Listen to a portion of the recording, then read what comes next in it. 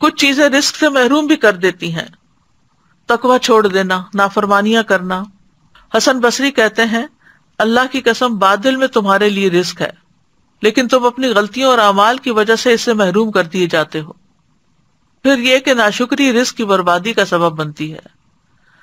مثلا ناشکری کیا ہے؟ آپ کھانا دیکھیں کیا پکا ہوا ہے، اوہ، جیسے عام طور پر بچے کرتے ہیں، تو یہ ناشکری ہے۔ ان کو بھی سمجھانا چاہیے کہ یہ شکر گزاری کے خلاف ہے۔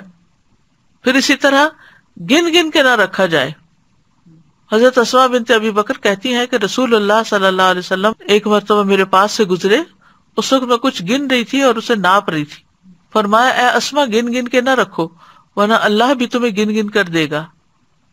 کہتی ہیں کہ رسول اللہ صلی اللہ علیہ وسلم کے اس ارشاد کے بعد میں نے اپنے پاس سے کچھ جانے والے یا آنے والے کو شمار نہیں کیا، نہیں کچھ میرے پاس آیا، کتنا مال آیا کتنا گیا اس کو میں نے کبھی گنا نہیں، آنے والے روپے پیسے کو مراد ہے۔ اور جب بھی میرے پاس اللہ کا کوئی رزق ختم ہوا، اللہ عز و جل نے مجھے اس کا بہتر بدل عطا کر دیا۔ جو خرچ نہ کرے اس کا مال تلف ہوتا ہے۔ 2 فرشتے صبح صبح دعا کرتے ہیں کہ اللہ خرچ کرنے والے کو اس کا بدلہ عطا کر اور روک رکھنے والے کا مال تلف کر دے۔ پھر اسی طرح قطع رحمی کرنا، یعنی رشتہ داروں سے میل جول نہ رکھنا، صرف دنیا کا ہم و غم لگانا۔ جو اپنی فکر آخرت کو بنا لیتا ہے اللہ تعالیٰ اس کے تمام امور جمع کر دیتا ہے اور اس کے دل کو بے نیاز کر دیتا ہے۔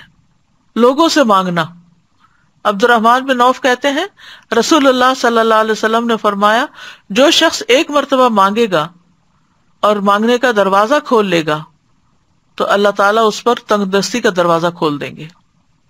جو ایک مرتبہ مانگنے کا دروازہ کھول لیتا ہے اللہ اس پر تنگ دستی کا دروازہ کھول دیتے ہیں۔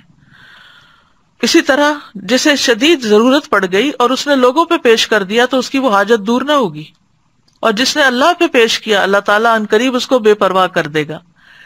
اس لیے ہر رزق کی تنگی میں اللہ ہی کی طرف رجوع کرنا چاہیے۔